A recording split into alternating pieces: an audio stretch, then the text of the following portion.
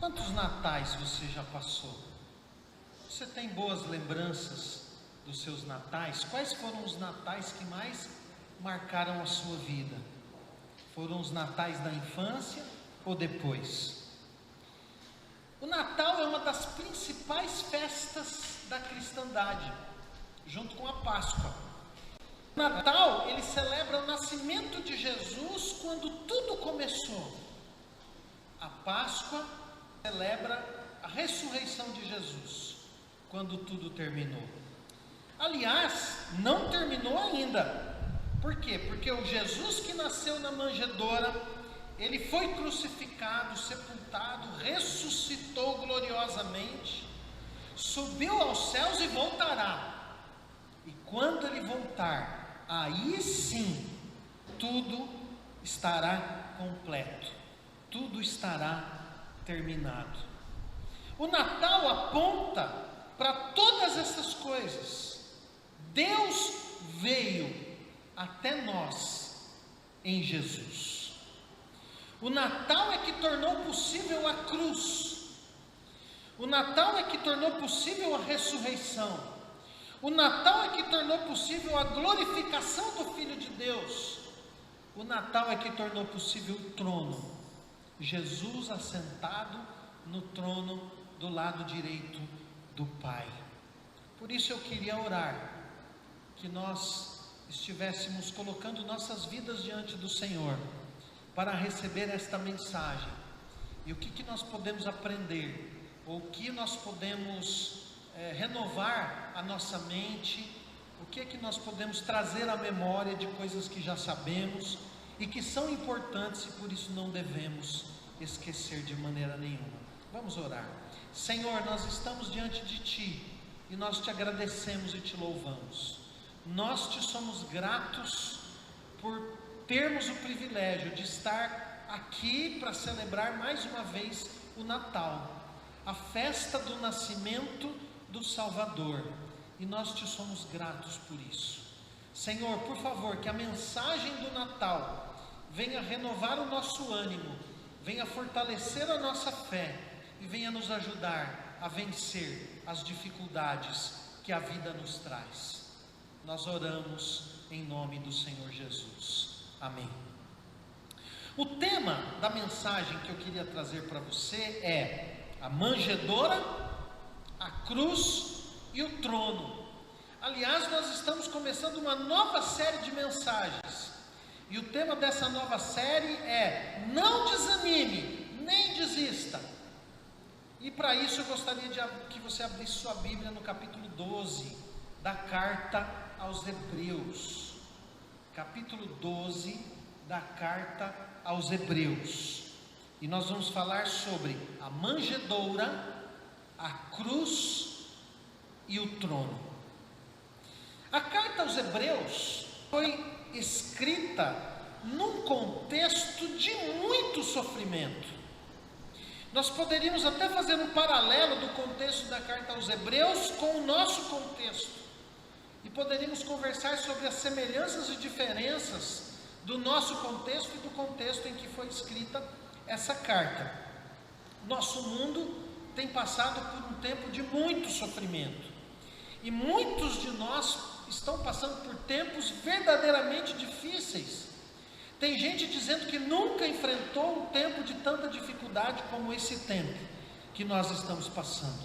Esse é um tempo de restrições, esse é um tempo para alguns de solidão, é um tempo de medo, para alguns desemprego, para outros aperto, para muitos perda, enfermidade. Então são inúmeras as dificuldades que nós estamos vivendo nesse tempo. E os irmãos lá, a quem a carta aos Hebreus se dirige, estavam enfrentando também muitas dificuldades. Eles estavam sendo perseguidos pelos seus próprios patrícios. Alguns haviam sido presos, outros até haviam sido mortos por causa da sua fé em Jesus. E é nesse contexto que essa palavra é escrita. Assim nós temos uma grande multidão de testemunhas ao nosso redor, Portanto, deixemos de lado tudo que nos atrapalha e o pecado que se agarra firmemente em nós, e continuemos a correr sem desanimar a corrida marcada para nós. Conservemos os nossos olhos fixos em Jesus, pois é por meio dele que a nossa fé começa, e é ele quem a aperfeiçoa. Ele não deixou que a cruz fizesse com que ele desistisse. Pelo contrário, por causa da alegria que lhe foi prometida, ele não se importou com a humilhação de morrer na cruz, e agora está sentado do lado direito do trono de Deus. Ninguém sabe quem escreveu a carta aos Hebreus. O autor não deixou seu nome. Muitos têm dito foi tal pessoa, mas a grande verdade é que ninguém sabe quem escreveu. Esse é um cristão anônimo, possivelmente um cristão de uma segunda geração que vem depois da geração dos apóstolos. Mas o que nós sabemos é que esta carta foi escrita para judeus. A palavra hebreu é uma palavra que se aplica também aos judeus, porque os judeus são descendentes de Éber, e daí a expressão hebreus. Se você olhar lá na genealogia de Abraão, está lá o ancestral Éber. Então hebreus é a mesma coisa que o povo judeu. Essa carta foi escrita para judeus que haviam se convertido a Cristo e por isso estavam enfrentando fortes perseguições por causa da sua fé, principalmente por parte da comunidade judaica que não havia aceitado Jesus. Então é um tempo de muita perseguição, é um tempo de muita tribulação, e isso nos leva a pensar, irmãos, como é difícil sofrer. O sofrimento realmente é uma coisa muito difícil para a gente. O sofrimento por qualquer causa, ele é difícil de enfrentar. Não importa o que está trazendo o sofrimento, sofrer não é bom. Embora a gente saiba que Deus pode usar o sofrimento para construir coisas boas na nossa vida, a Escritura diz que Deus transforma o mal em bem. Ainda assim, não é fácil sofrer. Ninguém escolhe sofrer, ninguém quer sofrer, mas a verdade é que todos sofremos. Na nossa vida, todos nós passamos por fases que são especialmente difíceis. Todos nós passamos por situações que são situações difíceis de enfrentar, que nos trazem dor, muitas vezes dor na alma. Então, quem sofre, quem já sofreu, entende uma pessoa que está sofrendo. Talvez você não possa entender especificamente o sofrimento que está no coração daquela pessoa, mas se você já sofreu, você sabe o que é sofrer. Então nós que já passamos por momentos difíceis na vida, podemos entender essas pessoas para quem a carta é enviada. Podemos entender o que aqueles irmãos estavam enfrentando. Por causa da sua fé, eles haviam encontrado Jesus, eles haviam encontrado a salvação, eles descobriram que a esperança de Israel veio, e a esperança de Israel é Jesus de Nazaré. O Messias veio, a salvação chegou, e eles estavam felizes por terem encontrado Jesus, mas o preço por seguir a Jesus era especialmente alto para esses irmãos. Então eles enfrentam pressão para abandonar a fé, pressão para dar um passo para trás, pressão para voltar a praticar todos aqueles rituais do judaísmo, e por isso eles são perseguidos, por isso eles enfrentam situações dificílimas de prisão e até morte, por parte do seu próprio povo, o que torna esse sofrimento ainda mais difícil. Eles poderiam morrer, muitos haviam sido presos, outros já haviam sido mortos por conta dessa perseguição. Então nessa carta, o autor aqui, que é um cristão muito sério, um cristão muito conhecedor do Evangelho, um cristão que entende muito bem como que o Antigo Testamento se encaixa em tudo aquilo que aconteceu na vida de Jesus e como nós do Novo Testamento podemos entender a nossa herança do Antigo Testamento. E esse autor então, ele escreve para que esses cristãos perseguidos fiquem firmes na decisão que eles tomaram por Jesus. Apesar do sofrimento, a carta aos Hebreus diz: fiquem firmes, não desanimem, não desistam, ainda que vocês estejam sendo perseguidos, ainda que vocês estão passando por momentos difíceis e por situações difíceis. E a realidade é que alguns haviam voltado atrás, alguns haviam cedido à pressão. Então o autor desta carta, ele fala sobre Jesus, e ele diz que Jesus sofreu também. E se Jesus sofreu também, e Jesus sofreu muito mais do que a maioria de nós, ele entende o que é sofrer. Quando você está sofrendo, ele entende você. É difícil a gente tentar falar para o nosso sofrimento para uma pessoa que nunca sofreu, mas quando a gente fala do nosso sofrimento para Jesus, ele entende, porque ele viveu aqui, ele foi um de nós, ele padeceu grandes sofrimentos, muitos sofrimentos. Ele foi rejeitado, ele foi desprezado, ele foi traído, ele sofreu humilhações, dor, desprezo, abandono. Algumas das coisas que acontecem com a gente e que nos abalam tanto, Jesus sofreu todas elas. Então quando você conta para ele da sua tristeza, da sua dor, da sua dificuldade, ele entende. E essa é a mensagem. Jesus sofreu, mas ele não voltou atrás. Não volte atrás, você também. Mas como é que o autor da carta aos Hebreus transmite essa mensagem de encorajamento para aqueles irmãos que estão sofrendo? Essa mensagem serve para nós também. Essa mensagem se encaixa na nossa vida também de alguma maneira, embora a gente não esteja necessariamente sofrendo perseguição por causa da nossa fé, mas tendo algum outro tipo de sofrimento, ou de dificuldade, ou de privação. Ele passa essa mensagem dizendo o seguinte: não volte atrás, porque aquele que volta atrás se perde. Voltar atrás é perder-se. Voltar atrás significa condenação. E ele então fala para aqueles irmãos: irmãos, não voltem atrás. Se vocês são de Deus mesmo, vocês não vão voltar atrás. E em segundo lugar, ele vai transmitir a sua mensagem de encorajamento, dizendo o seguinte: não vale a pena voltar atrás, porque Jesus em tudo é superior ao Antigo Testamento. E ele vai discorrendo na carta.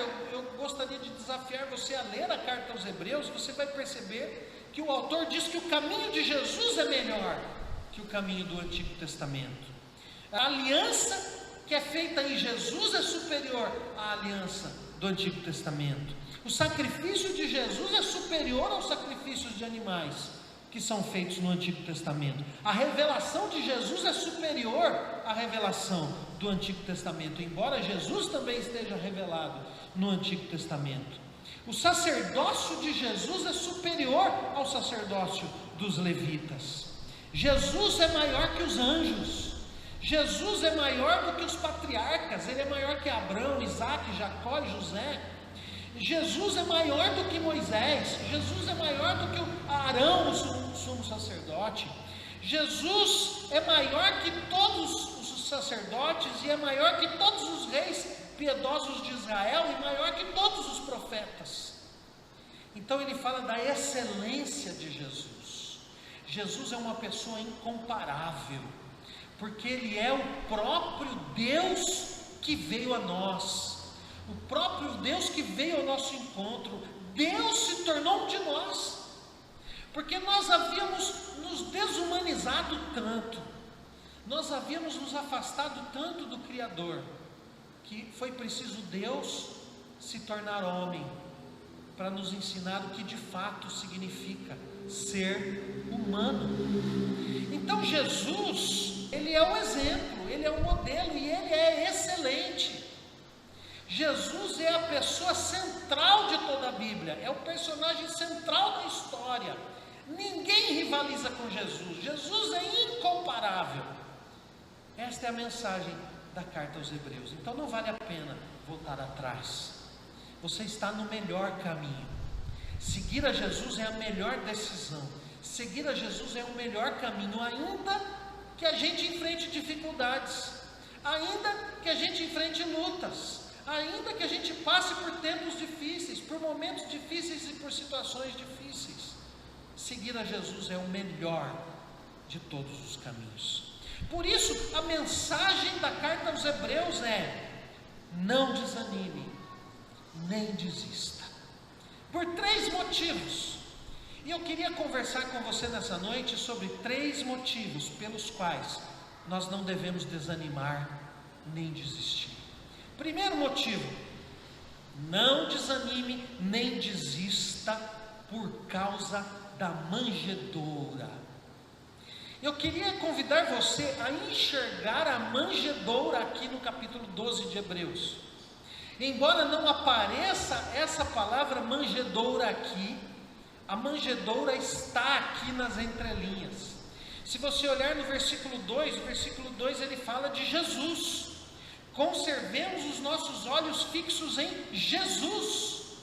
Jesus, um nome que significa Jeová é a salvação. De acordo com o livro de Atos, dos lábios de Pedro, o único nome pelo qual importa que sejamos salvos.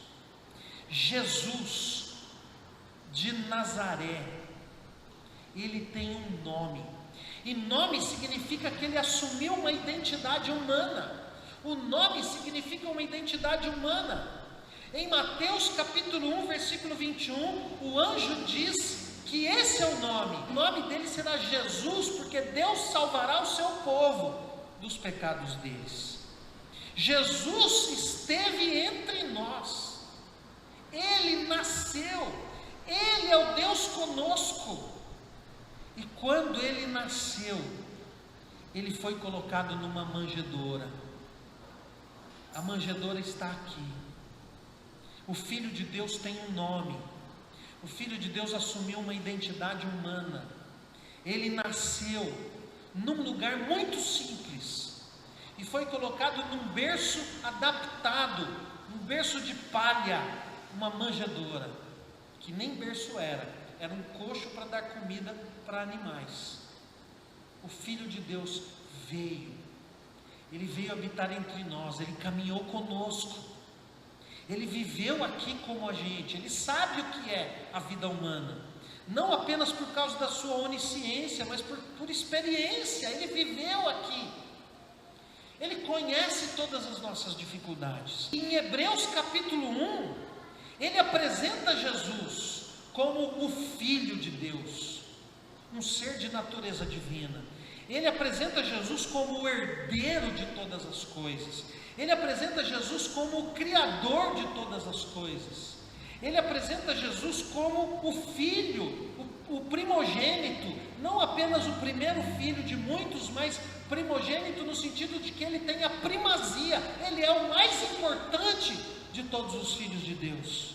O Hebreus capítulo 1 diz que Jesus é o resplendor da glória de Deus, diz que Jesus é a expressão exata do ser de Deus. Ele é o mantenedor, ele conserva todo o universo funcionando. Nós poderemos conversar aqui sobre as leis da física, as leis da gravitação universal, a teoria da relatividade, e dar uma explicação científica do porquê que o universo se mantém.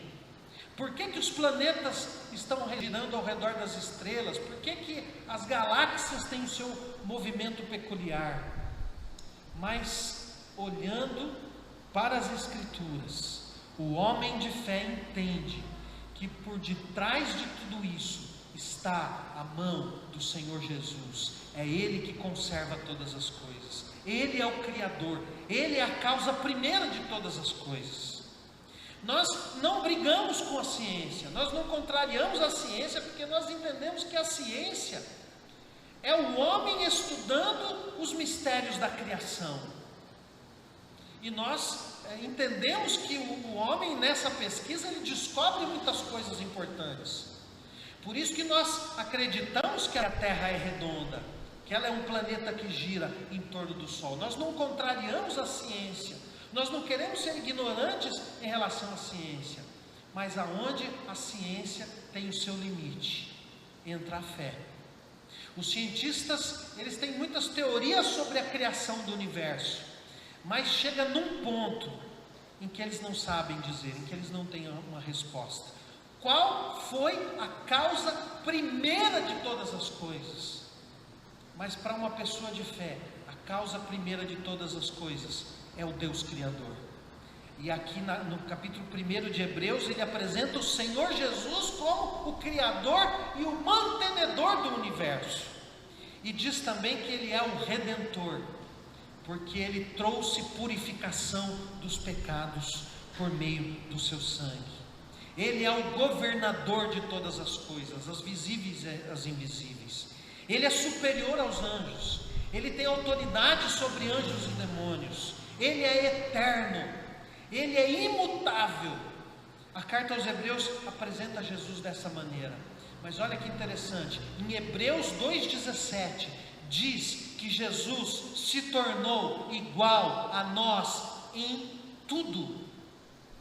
Ele assumiu a condição humana, ele foi um de nós. Para ser um de nós, ele precisou nascer. E o Evangelho diz que quando ele nasceu, ele foi colocado numa manjedoura. Quem imaginaria? O Criador das galáxias, o Criador desse universo infinito, ali numa manjedoura, não num palácio, não num templo, mas num estábulo, cercado de animais, e deitado num berço adaptado ali de palha, numa manjedoura. Quem iria procurar Deus ali? Se você fosse procurar Deus, onde você procuraria Deus? Eu creio que nenhum de nós iria pensar em encontrar Deus ali num estábulo, deitado numa manjedoura. Deus busca a simplicidade. Veja, não existe ninguém que se compara a Deus.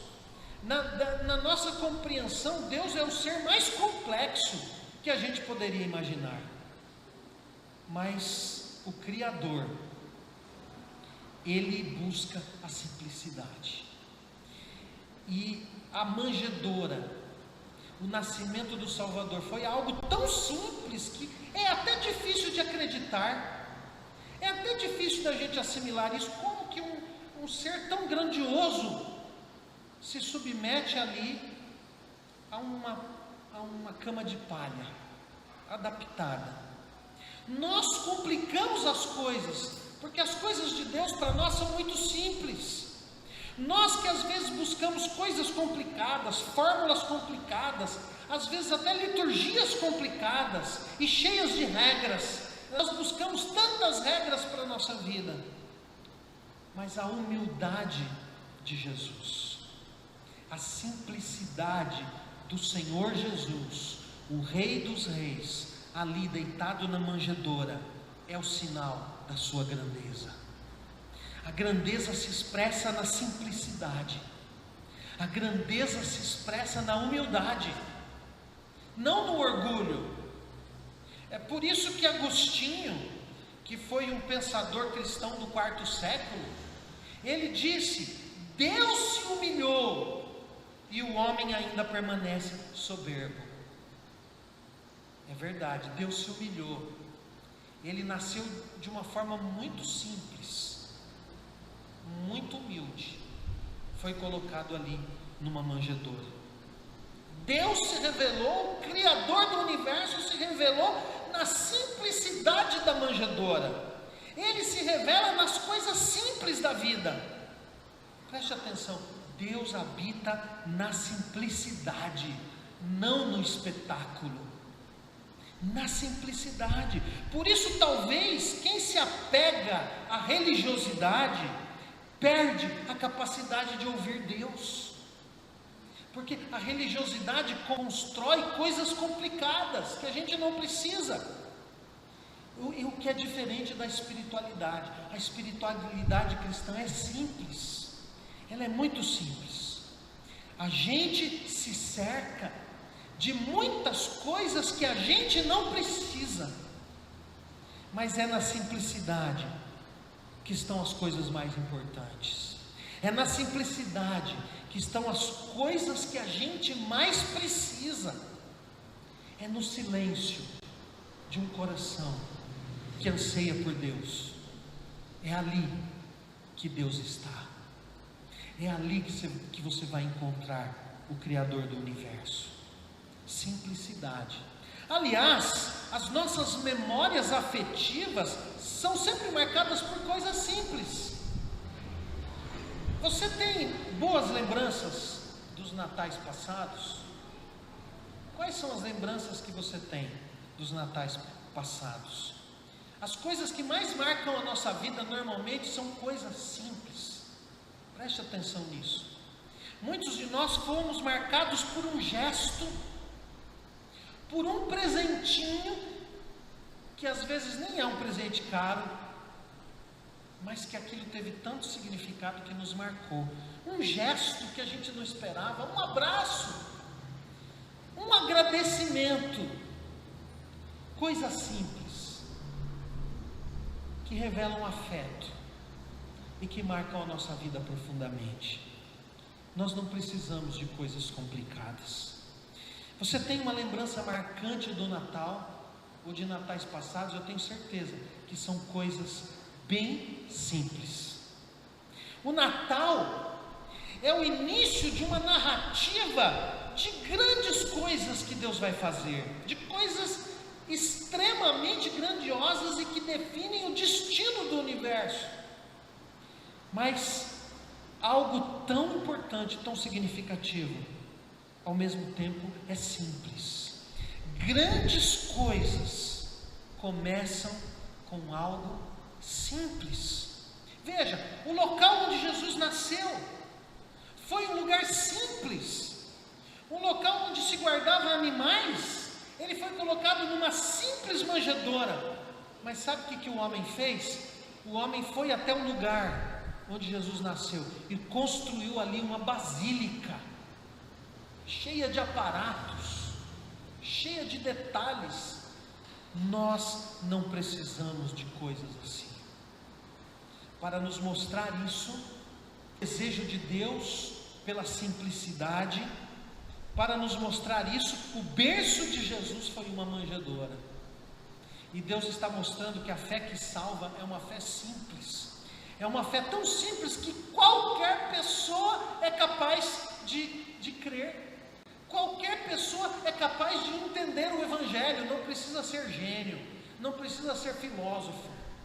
Até mesmo uma pessoa bem simples, de pouca instrução, consegue entender que o Criador do universo nasceu e foi colocado de maneira muito simples numa manjedoura. A pessoa mais simples consegue entender que o Criador se tornou um ser humano e na cruz ele se entregou, ele morreu em nosso lugar, ele levou ali a nossa culpa, ele levou ali os nossos pecados. Simples assim. Qualquer pessoa pode compreender. Deus ama a simplicidade. Ele foi colocado num berço adaptado num coxo, simples assim, sem lençóis de cetim, palha, enrolado em panos. Panos ali dá ideia de um pano comum, qualquer pano, sem lençóis de cetim. Ali, naquele berço de palha adaptado, estava o maior tesouro do universo, a chave que abre todos os tesouros do conhecimento de Deus. Deus veio ao nosso encontro. É isso que nós estamos comemorando no Natal. Ele se tornou um de nós, e Ele se tornou um de nós para nos resgatar. Ele veio nos resgatar. A nossa vida estava tão vazia, E Ele veio, e nele nós encontramos sentido para as coisas, nele nós encontramos forças para vencer as batalhas, para vencer as dificuldades, para ficar firme quando as coisas não saem como a gente quer. Nele, o sentido da vida está numa pessoa. Ele veio, por isso não desanime, nem desista diante das dificuldades. Não desanime, nem desista. Ele veio. Mas tem um segundo motivo, além da manjedoura, pelo qual eu quero encorajar você a não desanimar nem desistir. Não desanime por causa da cruz. A cruz é motivo para a gente não desanimar. O versículo 2 diz que Ele não deixou que a cruz fizesse com que Ele desistisse. Pelo contrário, por causa da alegria que lhe foi prometida, Ele não se importou com a humilhação de morrer na cruz, e agora está sentado do lado direito do trono de Deus.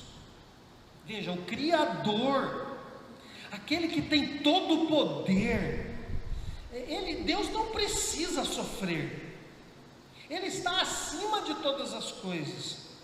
Mas ali na cruz, Deus enfrentou dor. Ali na cruz, Deus enfrentou sofrimento sem medida. Ali na cruz, Deus sofreu humilhação, porque a cruz era uma situação de extrema humilhação. Não era apenas dor, era vergonha. Os crucificados normalmente eram pregados ali sem roupa nenhuma, e num lugar onde todos que passavam viam. Humilhação, vergonha, dor.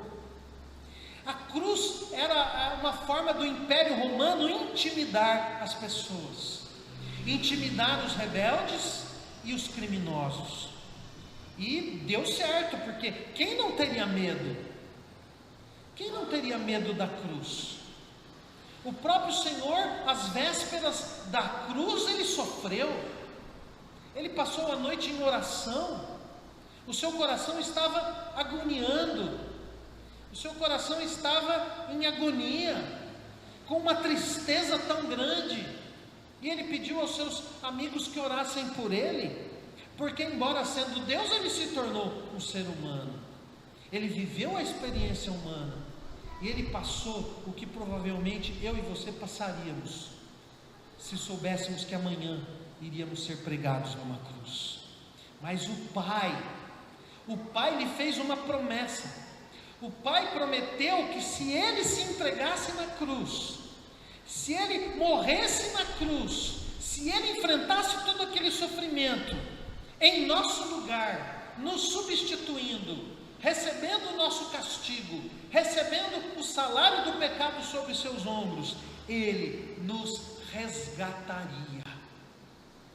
Então, diante da possibilidade de nos salvar, nem a cruz fez com que Jesus desistisse. Ele não desistiu. Essa é uma mensagem simples, uma mensagem de amor, de alguém que amou e se entregou por aquele que amou. Ele amou você, Ele amou cada um de nós, Ele quis isso. Ele foi à cruz porque Ele quis, Ele se entregou. Você vê ali o julgamento de Jesus, aliás, a prisão de Jesus, o julgamento de Jesus. Ele não se defende, Ele se deixa prender, Ele tem todo o poder. Bastava uma palavra e todos os anjos de Deus o cercariam ali, mas Ele foi à cruz voluntariamente. Ele quis isso, Ele morreu por você. Por isso, não desanime, nem desista. Ainda que você esteja sofrendo, olhe para a cruz. Não desanime nem desista. Mensagem simples. Mas tem um terceiro motivo pelo qual nós não devemos desanimar nem desistir. Não desanime nem desista por causa do trono. O versículo 2 diz: não se importou com a humilhação de morrer na cruz e agora está sentado do lado direito do trono de Deus. Ele está no trono, ele já fez tudo que precisava ser feito, ele fez. Ele agora está no trono. Filipenses 2:9 diz que o Pai deu a Jesus a mais alta honra. Ele o exaltou sobremaneira por causa do seu sacrifício. Ninguém se humilhou tanto como Jesus, porque ninguém desceu de uma posição tão alta para uma posição tão baixa. Mas ninguém foi exaltado como ele. Ele foi da posição mais baixa à posição mais alta. Ele está no trono. Ele tem o controle, o governo está sobre os seus ombros. Você não precisa ter medo, você não precisa ficar ansioso. Ele já fez tudo que precisava ser feito. A obra está completa, a obra está consumada. Ele fez tudo, confie nele. Ele se entregou por você, ele tem a sua vida nas mãos dele. Confie nele. Ele venceu a morte, por isso ele está no trono. Ele cuida de você, ele cuida dos seus filhos, e ele estará com você todos os dias, como ele prometeu. Ele diz: eu estarei convosco todos os dias, até a consumação dos tempos. E quando nós olhamos para Apocalipse, em Apocalipse capítulo 5, versículo 6, João tem uma visão do Cordeiro em pé no meio do trono. Que visão fantástica! O Cordeiro está em pé no meio do trono. Por quê? Porque Deus está no trono, e Deus é Pai, é Filho e é Espírito Santo. E no verso 13, João revela uma cena que nos comove. Ele diz que todas as criaturas do universo estão cantando ao que está assentado no trono e ao Cordeiro seja o louvor e a honra e a glória e o domínio pelos séculos dos séculos. Amém. Ele está no trono. Por isso não desanime, nem desista. A manjedoura, a cruz e o trono são encorajamento para nós em tempos de sofrimento. Não desanime, nem desista, ainda que você esteja passando por um tempo difícil na sua vida. Não desanime, nem desista. O Senhor está com você. Ele cuida de você. Ele cuida de cada um dos seus filhos. E se você que está me ouvindo ainda não tem Jesus na sua vida, se você ainda não se entregou a Ele, se ainda você não creu com essa fé simples, nessa salvação tão simples que Deus veio oferecer, esse é o momento para você se render a Ele. E se você já se rendeu a Jesus, se você já colocou essa fé simples nele, mas o sofrimento parece que fez você esquecer algumas coisas, que a sua memória seja revigorada nessa hora, e que a sua fé seja fortalecida, por causa da manjedoura, por causa da cruz e por causa do trono. Feliz Natal. O menino que nasceu na manjedoura, ele foi à cruz por mim e por você, mas ele venceu a morte, e agora ele está no trono, e o governo está sobre os seus ombros. Descanse. O sofrimento não vai derrotar você, o sofrimento não pode fazer você desistir. Olhe para a manjedoura, para a cruz e para o trono. Vamos orar? Senhor, em nome de Jesus, nós queremos invocar o Teu nome agora sobre as nossas vidas e sobre a vida de todos aqueles que estão ouvindo essa mensagem. Senhor, estes são tempos difíceis para a grande maioria das pessoas, mas este é um tempo que nos permite encontrar o Senhor no meio dos nossos dilemas, no meio das nossas dores, no meio das nossas dificuldades. O Senhor estará conosco, sempre presente. Nos ajuda a crer desta maneira e a confiar no Senhor, na simplicidade da fé, sem coisas complicadas. O Senhor nasceu, se tornou um de nós, morreu na cruz, em nosso lugar, nos substituiu no castigo que a gente merecia, mas a morte não venceu. O Senhor ressuscitou, subiu aos céus, está no trono. O trono significa que o Senhor tem o controle, o governo de todo o universo, e nós então escolhemos nos render e descansar. O Senhor cuida de nós. Senhor, nos dá forças para não desanimarmos, nem desistirmos. Cremos que esse tempo vai passar e dias melhores virão. Nós oramos em nome do Senhor Jesus. Amém. Que Deus te abençoe.